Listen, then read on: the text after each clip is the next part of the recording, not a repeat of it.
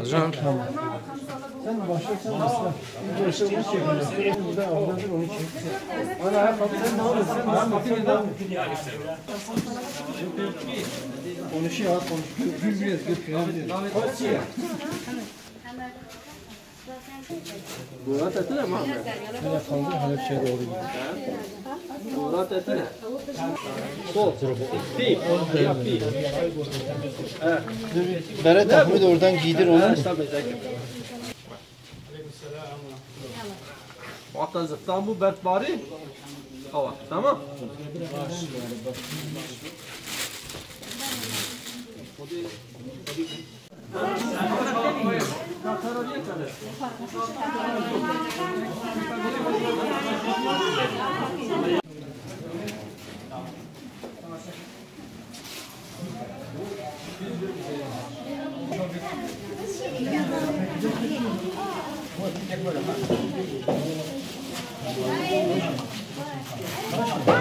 Ya 12 sal.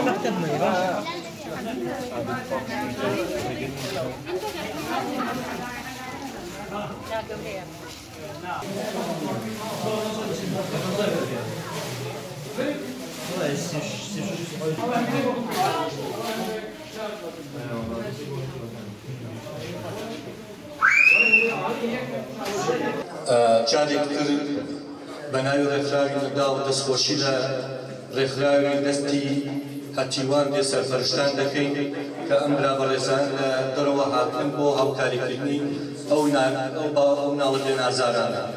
لەو جارێک تر ئێمە دەستخۆشیان دەکەین بەناوی ڕێکخراوەکەمانەوە هیوادارین ئەم پارێزگا بێنازە زوو بەسەر بکەنەوە هاوکاریەکانیان بکەن دەستی ڕێکخراوی نەدا بۆ ئێوە بۆەوەی ئێمەش بتوان هاوکاری ئێوەی بەڕێز خۆشەویست بکەین.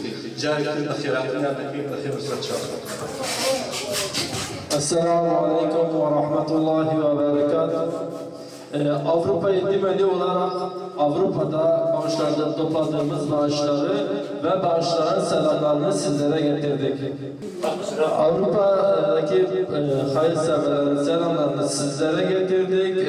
Siz mazlum Halepçe halkına sizlerden duaları var. Onlara dua etmenizi bekliyoruz inşallah. Allah sizlerden razı olsun.